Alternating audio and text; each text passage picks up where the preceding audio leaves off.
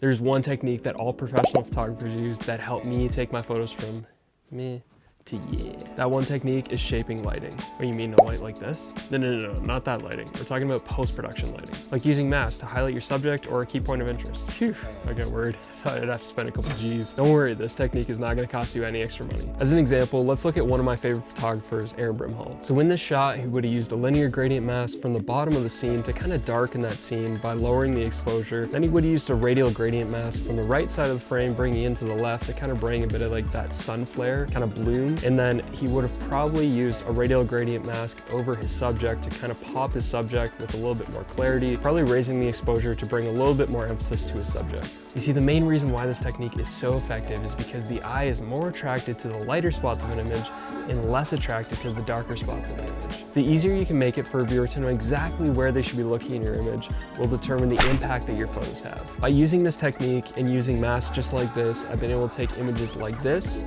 to this, like this to this, and like this to this. Let me take you into Lightroom and I'll show you exactly how to implement this seamlessly into one of your photos. This is a cool shot, but I still think that we can level up this image. So the way I determine where my masks are going to be introduced into the frame are going to be based off of where my natural shadows and highlights are within the scene.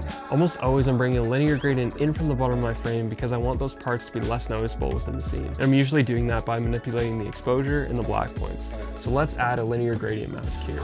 So I'm going to hit add mask, I'm going to hit linear gradient, I'm going to scale out, and then I'm going to pull in gradually from the bottom of my frame, easing it into the frame. As you can see, this red mark here is what is going to be affecting our image. So I'm going to go to exposure. I'm going to lower that, lower. I'm going to lower the black points just to really darken that. I'm going to click, bring it back into my image. Let's turn this off and turn it on. So as you can see, that created a whole lot more depth between the highlights and the shadows, and it's really bringing more attention now into our subject. So what I'm gonna do now is I'm gonna pop the snowmobile by adding another mask. I'm gonna hit radial gradient. I'm gonna select over my snowmobile. I'm going to turn it so it's the same shape as the snowmobile. Align it.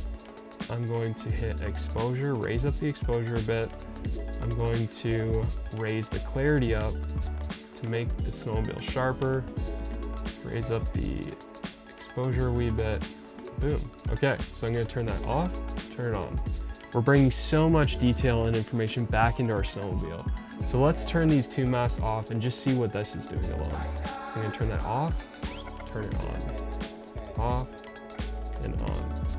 So you can see that now we have a whole lot more detail pointed right to our subject because the lower part of the frame is blended out and then the subject is popped more. And I mean, what we could do if we wanted to, we could lower the exposure even more, just depending on how stylistic you really want to get with this shot. And I mean, we could blend that into the scene a bit more, pull it out, really make it gradual, turn it out, and basically we just have that over the hill that our rider is jumping off of. And so, I mean, now if we turn our mask off and on, you can see just how much that this is doing. The name of the game is being super subtle with how you introduce these masks into your frame and making sure that everything blends in really nicely. You don't want to go too aggressive. You want to make sure that everything is feathered out really nicely so that nobody can tell that there's a mask there in your frame and that everything is just very seamless and blends really nice. Now I know that shaping lighting and using these techniques is only part of the equation to making a really effective image, but I noticed that when I personally started using these tools and techniques in my own photos, it really elevated my craft very quickly. If you found value from this video, I would love to see these techniques implemented into your own personal work.